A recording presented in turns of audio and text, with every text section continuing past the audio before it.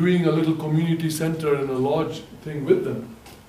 So in order for them to understand what tourists even want and what is expected, we took them to a traditional hotel, this lady, a Himba lady.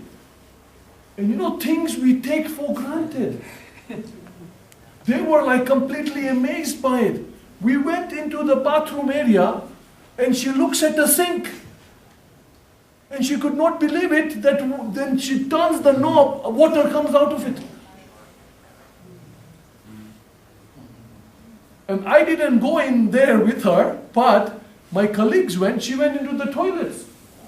And she could not believe that there was this white thing there which you lift it up and you can sit down on it and do your thing and the water you flush and the thing goes away. Could not believe it.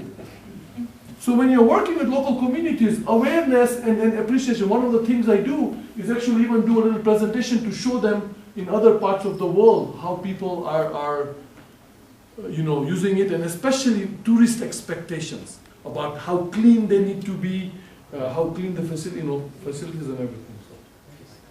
Yes, so one last point, and I think this came about in terms of the participatory approach and the workshops, and the realization that some things that we might take for granted being in the profession are not so open out there.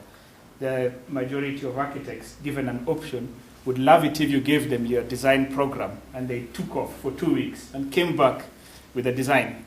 And they'll actually go and get all the reasons and try and convince you as to why you should do this. And we discovered that it doesn't matter whether you're doing 21,000 acres or whether you're doing 1 acre, that process of a workshop with your design consultants is a very useful one, so that you interrogate the questions together. In a 1 acre, you might have a workshop with 3 people. In 21,000 acres, you might have a workshop with 5,000 people.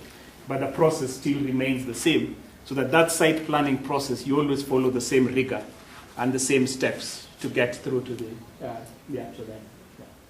Very good. Well, thank you so much.